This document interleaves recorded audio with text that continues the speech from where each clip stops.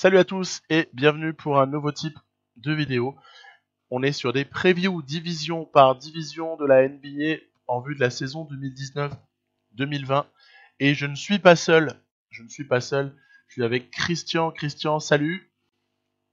Salut Silène.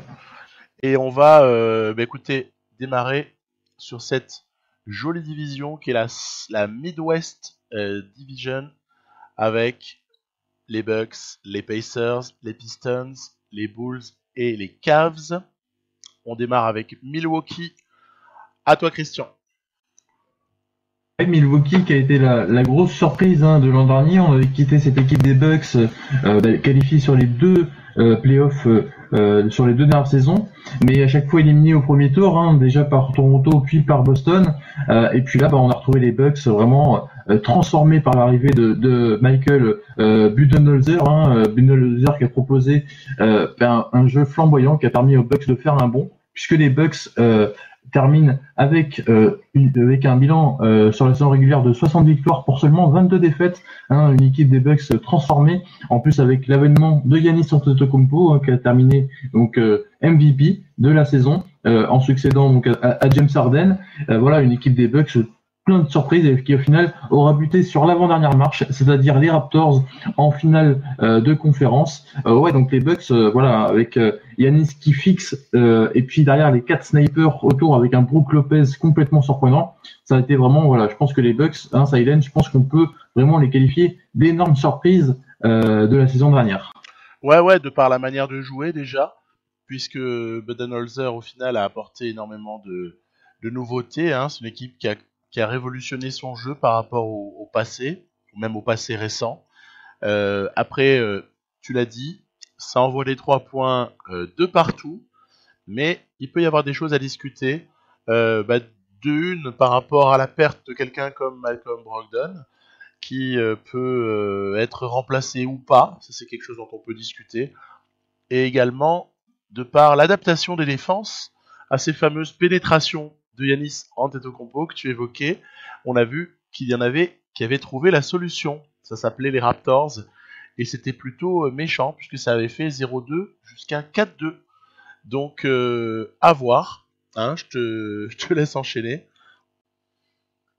Complètement. Donc les Bucks en intersaison qui ont prolongé Chris Middleton à prix d'or. Après, il le méritait. C'est vrai que Middleton venait d'être All-Star pour la première fois. Et puis, c'était vraiment le lieutenant de Giannis Antetokounmpo. C'était en plus un joueur qui est aux Bucks depuis très longtemps. Parce qu'on le rappelle, il a été drafté par Détroit au second tour. Vraiment une bonne pioche des Pistons qui l'ont après fait partir aux Bucks. Et donc Middleton a prolongé pour un contrat, un 4+1 qui commence dès cette année à 30 millions pour se terminer potentiellement avec une option joueur en 2023 à 40 millions.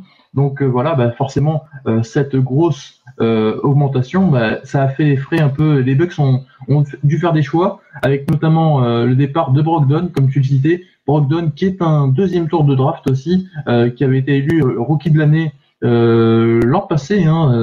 Il était en concurrence avec Embiid, et comme il était second tour de draft, il n'était pas free agent restreint, et où en tout cas il avait que 2 ans et pas 4 ans. Donc du coup les Bucks ont dû faire un choix, et le choix s'est entouré donc sur Chris Middleton.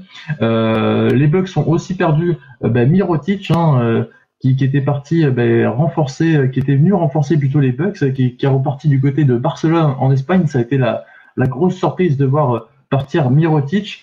Et puis après il y a des joueurs d'appoint qui sont partis, comme Tim Fraser, comme John Luger, comme Tony Snell, qui a été tradé aux Pistons. Donc au final, les Bucks n'ont pas forcément trop renouvelé leur roster, et puis surtout ils ont fait venir des snipers à 3 points, comme Wesley Matthews, comme Kyle Korver, et puis le frère Lopez a rejoint Brook, puisque Robin Lopez est arrivé aux Bucks. Donc les deux pivots s'appellent Robin Lopez et Brook Lopez, mais ce sont deux pivots au profil complètement différent. Voilà, les Bucks maintenant, du coup, après la surprise, forcément, c'est l'année de confirmation. Est-ce que tu les attends au sommet de la conférence Est? Oui, oui, je pense que ça va sans problème enchaîner, sans problème pour la régulière. ça va enchaîner sur un style de jeu qu'on attend assez comparable à celui qu'on a vu l'année dernière, avec des snipers, tu l'as dit, avec même on peut aussi inclure un Ilyasova au poste 5 par moment, puisqu'on a vu qu'il était en mesure de le faire. J'ai une petite interrogation sur le contrat non garanti de 2 années qui a été offert au jeune Dragan Bender, dont on se souvient que le flop a été retentissant du côté de Phoenix, qu'il avait pourtant drafté très très haut. Il y a fort à parier que le mec aura pas un rôle majeur dans la rotation des Bucks. Grosse pression sur Middleton, tu l'as dit. Brook Lopez qui a quand même chopé 4 années, faut quand même 3 années pardon, à un bon tarif. Bledsoe qui avait été prolongé en cours de saison. Ouais, l'ossature elle est proche. Moi je les attends plutôt haut. C'est une équipe qui à 2-3 éléments près se connaît. Et donc ça devrait démarrer tambour battant. Hein. Je sais pas, tu les situes où toi au niveau des victoires? Ah bah moi je les situe à peu près aux mêmes eaux que l'an dernier, peut-être un poil moins parce que l'Est semble quand même un peu plus armé que l'an dernier. Même si une équipe comme Toronto a un peu baissé de pied, on peut penser que les Nets par exemple seront meilleurs et que voilà la conf Ouest est toujours aussi forte. Donc moi je vois bien les Bucks prendre quand même au moins une cinquantaine de victoires, se rapprocher des 60, un total comme 57, 58, 59. Et on sait très bien qu'à l'Est, 58 victoires par exemple, ça signifie clairement pas loin du top 2. Voilà, moi je pense que comme on l'avait dit, ou comme on va le dire dans une prochaine vidéo, moi je pense que les Sixers et les Bucks seront les deux premières équipes à l'Est et que ce sont clairement les deux favoris pour se retrouver en finale de conf avec deux profils complètement différents. Milwaukee avec peut-être un banc un peu plus développé, alors que les Sixers, eux, sont plus axés sur un 5 majeur en mode Dream Team. Voilà, en tout cas, les Bucks, moi, c'est une des équipes qui me tient à cœur dans cette NBA, avec Giannis, qui va devoir confirmer son statut de All-Star. Mine de rien, il a passé encore un step. Et puis voilà, c'est cette équipe des Bucks qui, du coup, comme tu le disais si bien en début d'intervention, elle ne va surprendre plus personne. Donc voilà, moi je leur mets un peu moins de 60 victoires, ce qui fait premier, deuxième de l'Est. J'imagine que tu leur donnes un bilan à peu près similaire. Ouais, exactement. Allez, je monterai jusqu'à 58 comme toi. Ça me paraît être la petite moyenne sur la fourchette 55-60, 55-62, à peu près dans ces eaux-là. Où on est, on est à peu près certain de pas beaucoup se tromper en disant ça. On est d'accord. Oui, complètement. Et puis cette équipe de Milwaukee qui est aussi l'une des meilleures défenses de la NBA. Alors forcément, individuellement, c'est pas forcément les meilleurs défenseurs individuels en qualité de défense, mais collectivement, ils ont su faire vraiment corps. Et puis surtout, voilà, leur disposition dans la raquette leur a permis de reprendre énormément de rebonds défensifs et d'être très performants sur la contestation du tir à 3 points. Et c'est vraiment ça la force des Bucks. Ça joue vite, ça défend bien. Et puis devant, voilà, on a une attaque, on a un mutant, un surhomme, et puis on a à côté 4 snipers qui sont là pour voilà. Donc c'est vraiment la NBA moderne. C'est soit on est très proche, soit on a un Giannis qui joue comme un pivot et qui a un pourcentage de réussite très proche près du cercle, soit on a Brook Lopez pour un pivot qui tourne à un gros pourcentage à 3 points et forcément mais au tir réel la stat elle est juste énorme. Donc cette équipe de Milwaukee pour moi à surveiller. J'aimerais bien qu'ils fassent une finale parce qu'ils mériteraient. Mais bon, après le terrain est semé d'embûches. En parlant d'embûches, on va évoquer le cas d'Indiana, les Pacers qui ont fait une saison correcte l'an passé, pourtant avec la perte de leur leader Victor Oladipo. Est-ce que tu peux nous parler un peu de cette équipe, Sayen? Avec plaisir, oui. Alors il y a beaucoup de choses à dire sur ces Pacers qui se sont renouvelés beaucoup à l'été 2019. Il y a comme ça l'arrivée de TJ Warren qui avait été à peu près au moment, peut-être même un petit peu avant la draft, c'était du salary dump évidemment du côté des Suns qui voulaient se débarrasser du contrat de T.J. Warren. Donc voilà. Ensuite, au moment de la free agency, il y a eu évidemment l'arrivée de il y avait eu Goga Bitadze à la draft, mais il y a eu l'arrivée au début de free agency de coup sur coup Brogdon, Jeremy Lamb, et on peut signaler à ce moment-là la perte de joueurs qui étaient quand même assez marqués ADN Pacers des dernières années, comme par exemple Thaddeus Young, qui est à mon sens la pièce qui n'a jamais été remplacée au cours de l'été 2019. Là où par contre un Bogdanovic qui est parti au Jazz a été remplacé puisque shooter, scoreur, ça fait partie de la palette d'un Warren ou d'un Lamb, mais par contre le Thaddeus Young n'a jamais été remplacé. Et pour compléter, on annonce, et c'est ce qui va se produire puisque les gens ont communiqué là-dessus, les principaux intéressés, la titularisation dans le 5 de Sabonis, ce qui implique naturellement son association avec Miles Turner, donc au poste 4 et 5. Et là, on peut avoir des doutes assez sérieux quant à l'efficacité défensive, qui était pourtant pas une légende du côté des Pacers, qui était une super équipe défensive. Je crois que c'est top 3 defensive rating la saison dernière. Malgré la perte d'Oladipo. Défense. Ouais, voilà. Malgré la perte d'Oladipo, pour une bonne partie, ça reste quand même top 3. Et au final, je pense qu'ils auront vraiment du mal à reproduire de telles performances défensives. Voilà, qu'en penses-tu ?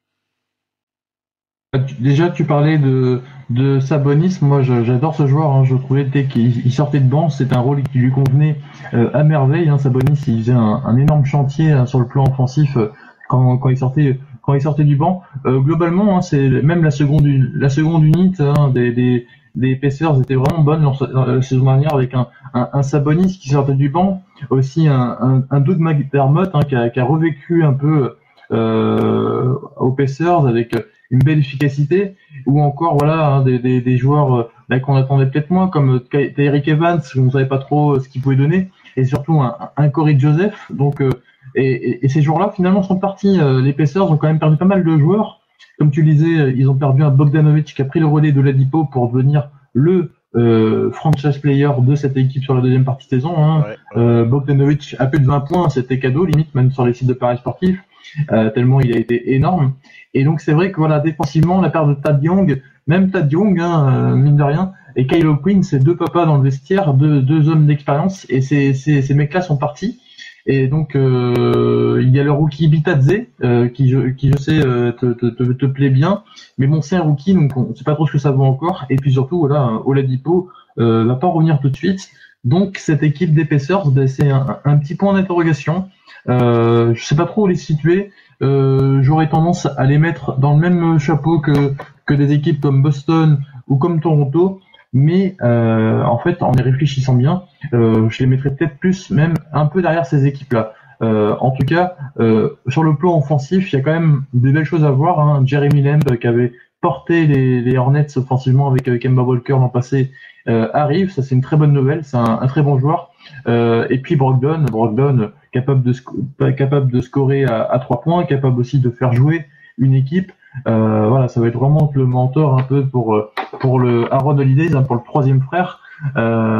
Donc cette équipe des Pacers, qui avait été l'énorme surprise il y a 2 ans, qui l'ont passé à confirmer en partie avec la blessure de Oladipo. Peut-être que je les attends un peu moins bien cette année. Je sais pas trop comment tu les situes toi en termes de wins, en termes de nombre de wins surtout. Je dirais entre 47 et 52, 53, voilà.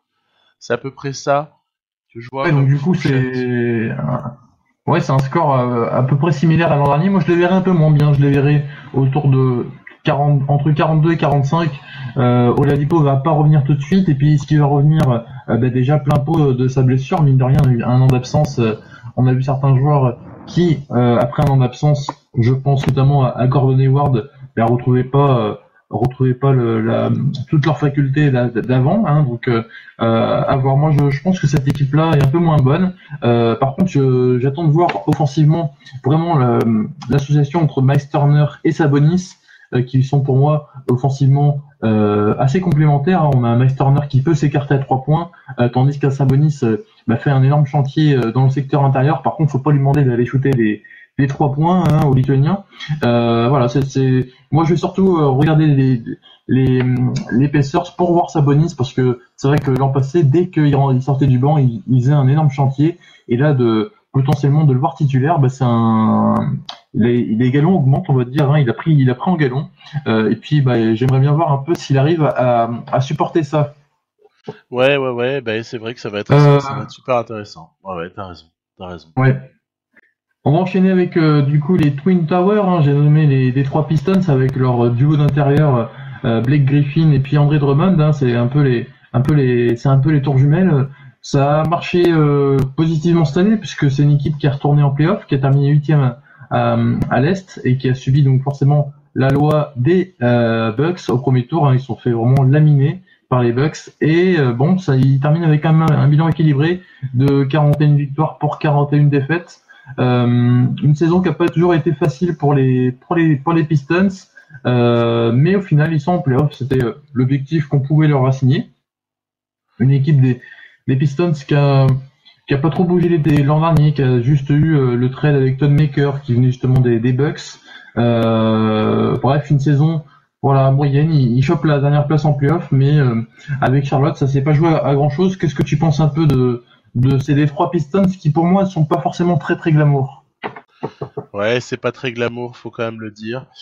C'est surtout qu'il y a des faiblesses sur certains postes, et ouais, tu as cité Drummond et Griffin qui peuvent, c'est sûr, se targuer d'être une magnifique paire de 4 et 5 dans la NBA actuelle, même si Drummond parfois nous laisse un peu sur notre faim.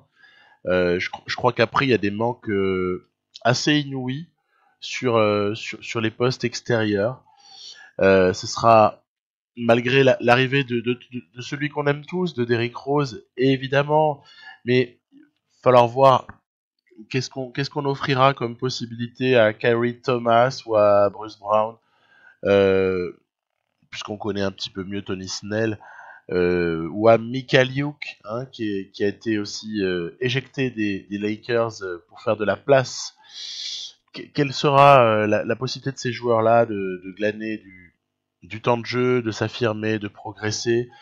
Comment est-ce que va être géré le cas Reggie Jackson, puisqu'il est en fin de contrat et qu'à la limite il peut y avoir un trade qui peut le concerner, même si depuis le temps qu'on en parle ça n'est toujours pas arrivé, donc les offres doivent pas se bousculer.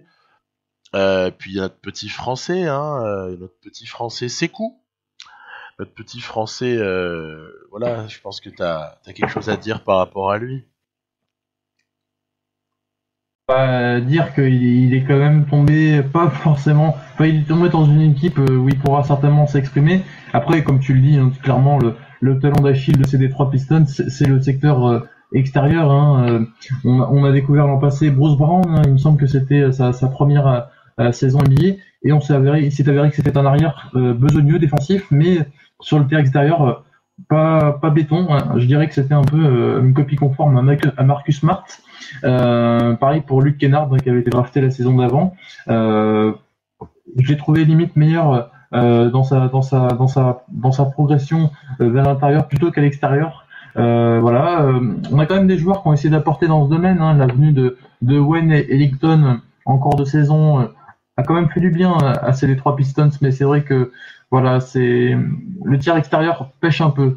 Et je pense pas qu'avec Derrick Rose ça va vraiment trop changer. À la rigueur, la venue de Markieff Morris qui peut parfois armer à 3 points est pas mal, mais c'est vrai que je pense que c'est l'équipe de Détroit sur la NBA actuelle. Elle est pas forcément hyper compatible. Hein. Maintenant, ce qu'on cherche en NBA, c'est d'avoir des snipers.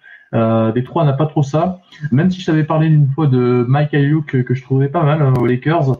Ouais. Ça paraît quand même un peu l'edge, mais bon après dans une conférence Est on va dire, un peu plus démunis qu'à l'ouest, bah voilà, peut-être que les Pistons se retrouveront encore leur spot en 8e place, même si c'est vrai que le secteur extérieur paraît un peu ledge malgré tout. Donc voilà, je sais pas trop comment tu les as mis toi en termes de prévision.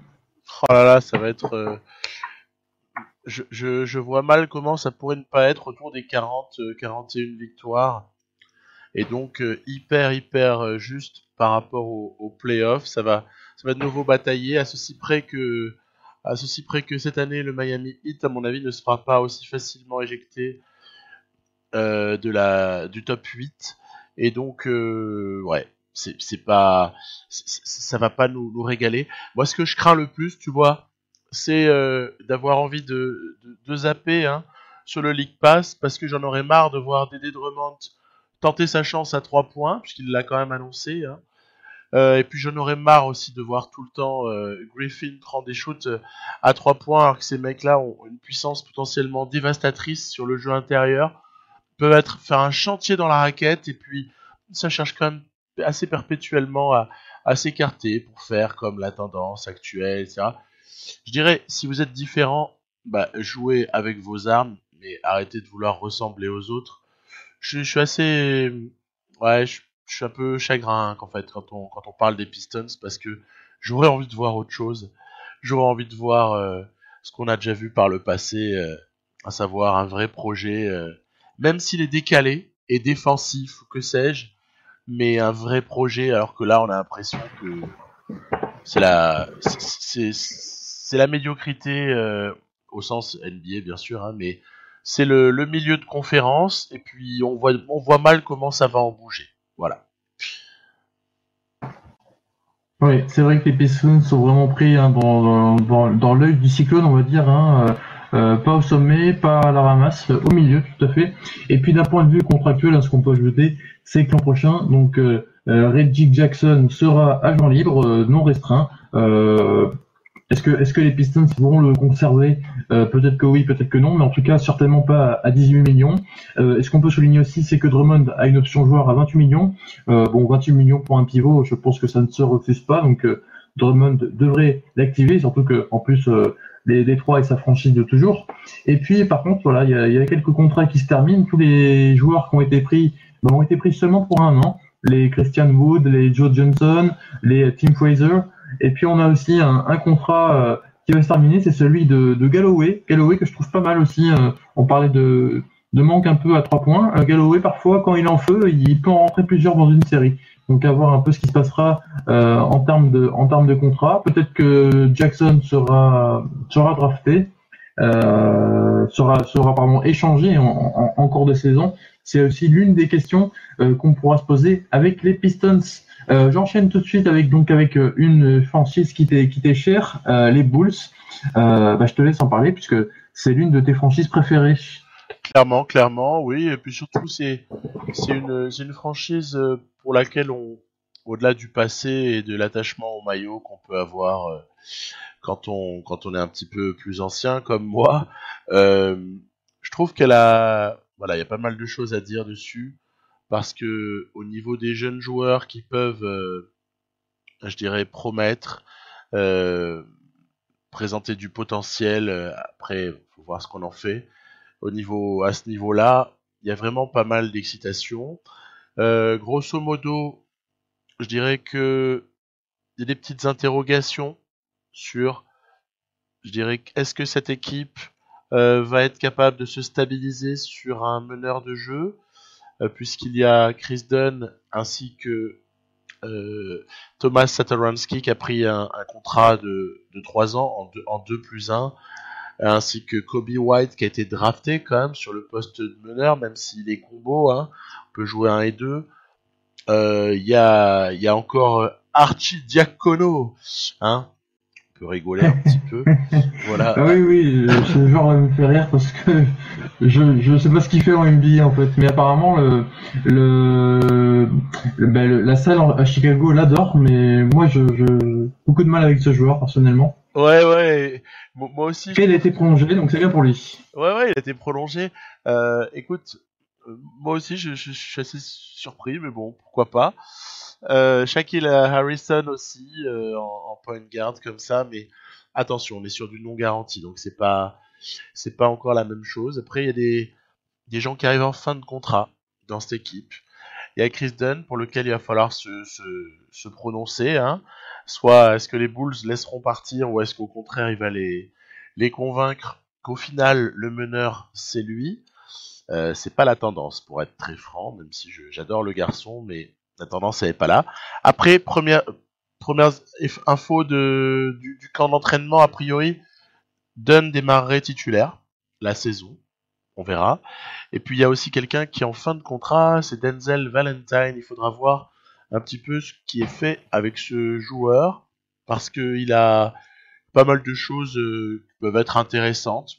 Personnellement, je le mettrais pas dans la rotation, tellement je préférerais donner la priorité à Hutchison et bien avant lui à Otto Porter sur le poste 3, mais pourquoi pas, on verra bien ce que fait Jim Boylen. Donc là aussi, les interrogations donc au niveau de certains postes, au niveau de la capacité de l'équipe ou non à aller en play-off, et la capacité aussi du coaching staff à continuer à avoir une politique la moins incohérente possible, hein, Christian?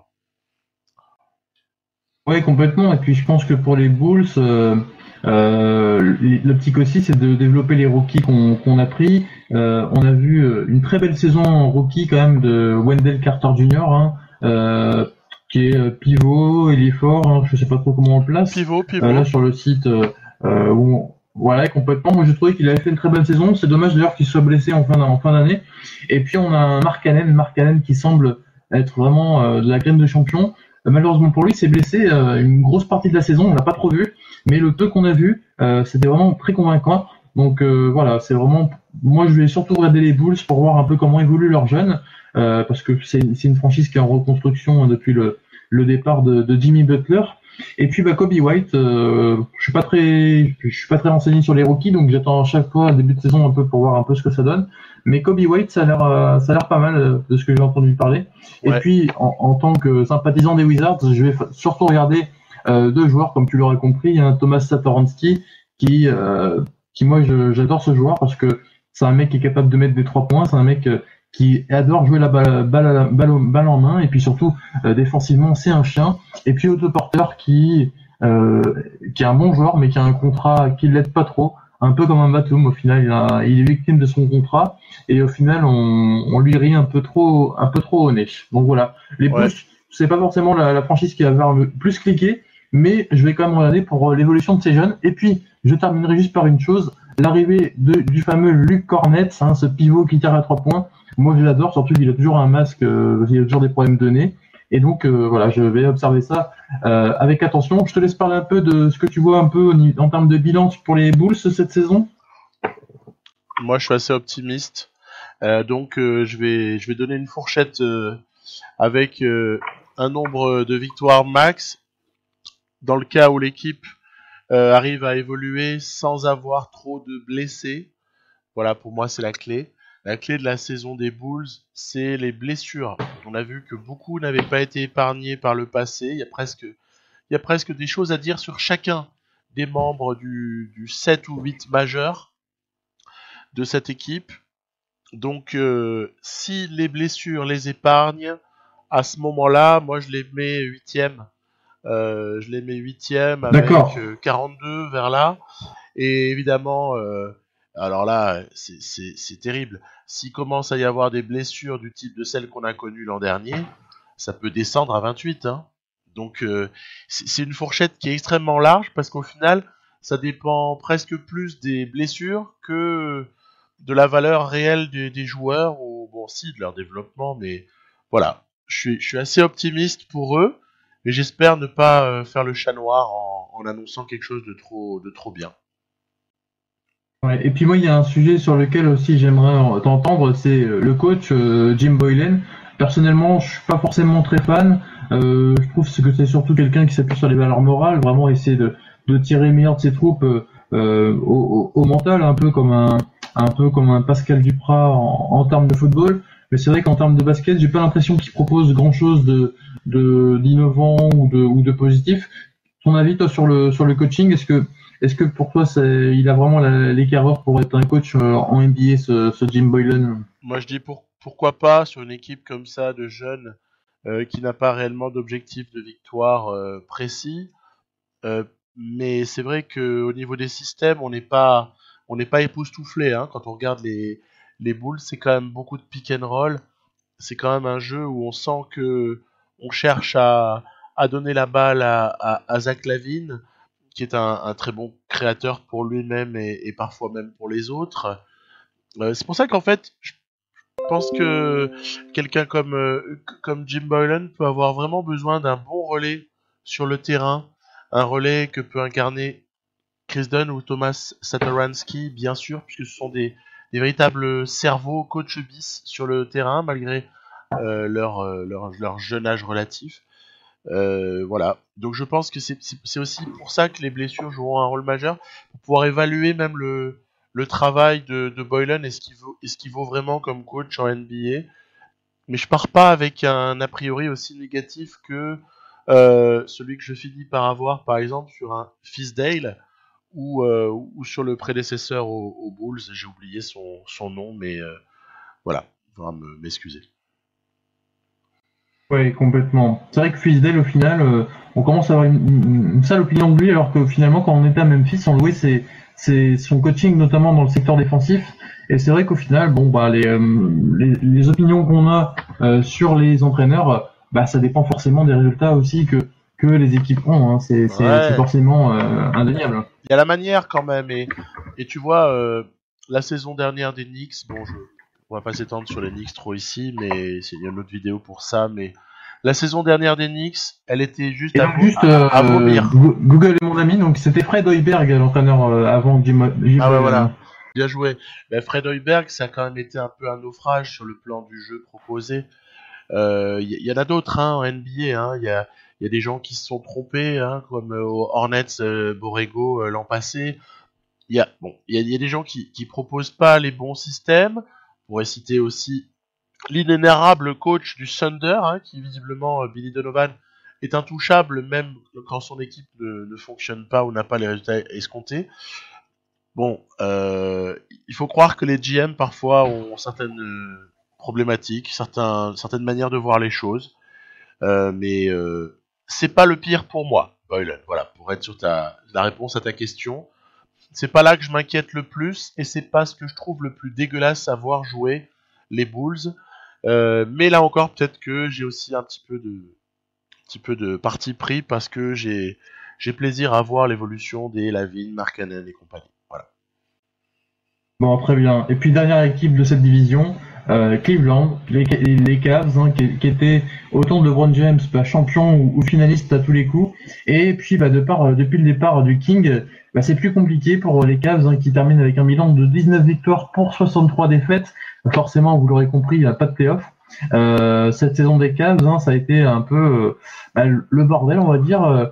Voilà, mais il y a quand même la saison de rookie de Colin Sexton, hein, qui a été bah, forcément l'attraction principale de cette équipe. J'aimerais t'entendre sur Sexton, mais avant tout, j'aimerais aussi dire deux, trois mots sur des joueurs qui n'ont pas été inintéressants. Hein. Je pense à des joueurs comme Cedi Osman, le Turc, comme Larry Nance, hein, qui a fait quand même du bon travail quand il est rentré, ou encore, voilà, même si c'est pas le joueur de l'année, un Jordan Clarkson, pardon, a eu du scoring, et en sortie de banc était pas forcément inintéressant. Je crois même que c'est peut-être le meilleur marqueur des Cavs. Voilà, mais le plus important l'an dernier, c'était de voir un peu comment elle évoluait Colin Sexton. Donc, est-ce que c'est plutôt une saison positive pour Colin Sexton? Et comment tu vois justement cette association avec Darius Garland, hein, le rookie drafté en numéro 5? Tout le monde parle un peu d'un backcourt pardon, à petite taille. Est-ce que toi, tu t'es fait ton opinion sur ces deux joueurs? Bah, en fait, on sera évidemment, comme tout le monde, obligé d'avoir d'attendre certaines confirmations au moment où la saison aura démarré, hein, puisqu'on peut rien dire, même sur la pré-saison, ça veut rien dire du tout. C'est comme les Summer League, etc. Faut pas tirer de conclusion là-dessus. Euh, Ce que je dirais, c'est que Garland, a priori, ça s'annonce quand même comme un joueur assez excitant, comme un potentiel vraiment vraiment intéressant, peut-être supérieur à celui d'un Colin Sexton.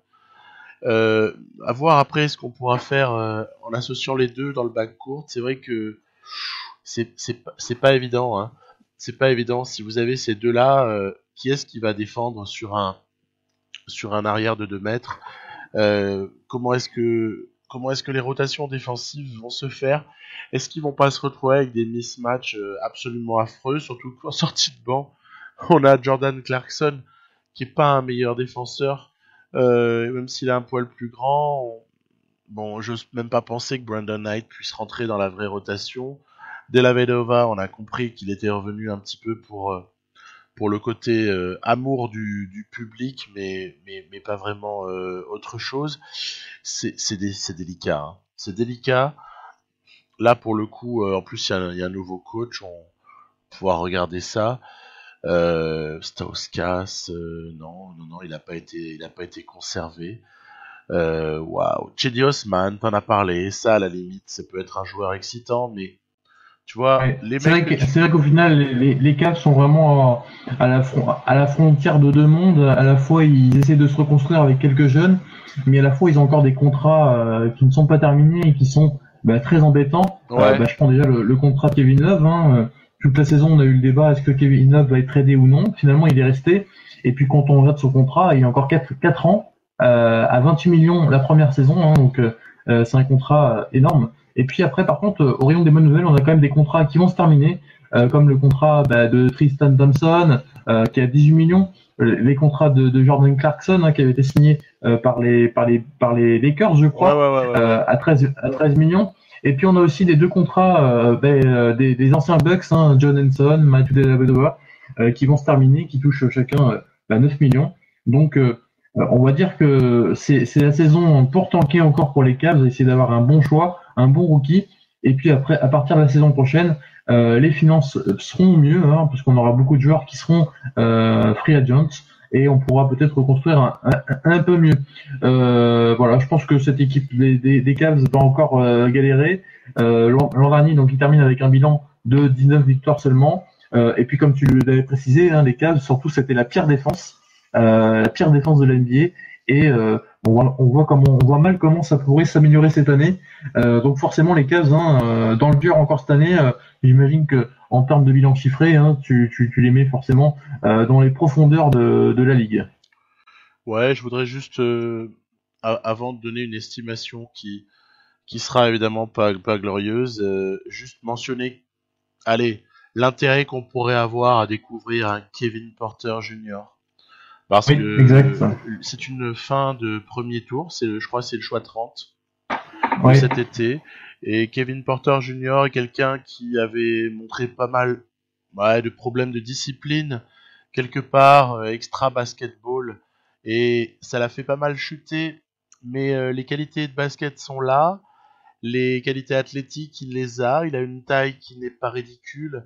Qui sait si au final, il pourrait pas être très très rapidement installé au poste 2 dans cette équipe où justement il n'y a pas une concurrence non plus affreuse. Je sais qu'en disant ça, ça veut dire que j'éjecte Garland ou Sexton du 5 de base. Peu importe. Si Kevin Porter Jr. il montre qu'il a ce qu'il faut, eh ben écoute, il gagnera ses minutes et ça pourrait être une belle surprise pour essayer d'avoir un petit côté optimiste pour ces Cavs qu'on aime bien et ouais, qu'on a de la peine à voir dans cet état-là. Je dirais que on a de grandes chances de se situer aux alentours du médiocre score de la saison précédente.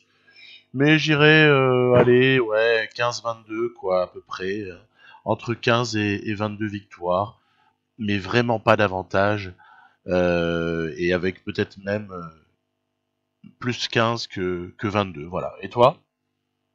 Oui, au final, moi je vois pas pareil que toi. Au final, je pense que pour eux, le plus important, c'est pas forcément le nombre de victoires. On sait très bien que cette équipe-là n'ira pas en playoff. Donc j'ai envie de dire, moins ils gagneront de matchs, mieux ce sera pour eux. Ce qu'on peut simplement dire, voilà, c'est complètement ce que tu disais, c'est sur le développement des jeunes. Un Kevin Porter Jr. Qu'on ne doit pas confondre avec un Michael Porter Jr. du côté des Nuggets. On espère que Kevin jouera plus de matchs que Michael notamment, et qu'il a le même talent parce qu'apparemment c'est quelqu'un de très prometteur.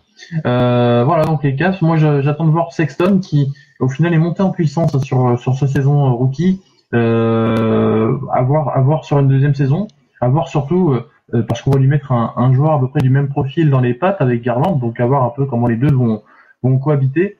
Et puis surtout l'arrivée de ce nouvel entraîneur des Cavs, alors j'ai pas le nom en tête, hein, je m'excuse, mais c'est un entraîneur qui apparemment arrive avec de grandes idées, qui arrive de fac et tout, donc à voir comment ce nouvel entraîneur va apporter un peu 209, hein, parce que c'est vrai que la période Tyronn Lue a fait un peu de mal en termes de QI basket, donc on espère que ce nouveau coach, à défaut de gagner des matchs, parce que forcément avec un effectif de cette teneur, ça va être compliqué de gagner, mais à défaut de gagner des matchs, voilà, au moins montrer des choses intéressantes, parce que c'est vrai que l'an passé, on n'a rien vu de trop intéressant chez les Cavs. Donc voilà. Et puis aussi dernière chose que je voulais rajouter sur les Cavs, Kevin Love qui a pratiquement pas joué l'an dernier. Est-ce que Kevin Love va jouer? Est-ce que Kevin Love va être tradé? Ça va être aussi l'une des questions de la saison. En tout cas, parce que finalement, ça reste pratiquement le dernier des Mohicans de l'époque des champions. Ouais, Tristan Thompson, voilà, ouais. Ouais, complètement. Donc, à voir un peu comment ça va se passer. Est-ce qu'ils vont faire un paquet justement Tristan Thompson, Kevin Love, avec forcément Tristan Thompson en contrat expirant qui serait peut-être plus facile de trader. On verra. En tout cas, ce qu'on peut souligner dans cette division, c'est qu'on fait le grand écart entre les Bucks qui devraient être tout en haut et puis les Cavs qui devraient être pas loin de tout en bas. Ouais. Après, petite réflexion, dur à monter le départ Love-Thompson simultané, parce que tu te retrouves avec 40, presque 50 millions à devoir absorber en salaire. Et donc il faut qu'en face, il y ait une équipe qui envoie sensiblement la même chose. Ouais, ça Il faudrait par paraît... exemple un trade Chris Paul plus Dennis Schroeder. Voilà, t'as tout dit. Hormis la Bon, après, faisabilité... les oui, Cavs voilà. n'ont pas forcément non plus l'utilité de s'encombrer avec le contrat de Chris Paul. Donc oui, complètement. Je te rejoins complètement sur la dureté d'un tel trade. Ouais, et puis en plus, tu sens pas non plus le buyout. Tu sens pas le buyout pour Tristan Thompson. Quoique, on peut avoir des surprises. Et j'ai lu ce matin encore que Kevin Love ne souhaitait absolument pas partir. Bon, c'est de la communication après. Hein. On en fait ce qu'on en veut. Ouais, très bien. Je pense qu'on a fait le tour un peu sur ces 5 équipes, hein. Il y a encore beaucoup de boulot qui nous attend parce que la saison NBA reprend dans pas longtemps. Et puis, je te laisse forcément le mot de la fin. Voilà, merci infiniment à toi, Christian. On se retrouve sous très très peu pour enchaîner avec une autre division. On a encore l'Est à terminer. On s'occupera de l'Ouest. Il y aura comme ça donc 6 vidéos de preview de cette NBA 2019-2020. À plus. Bye bye.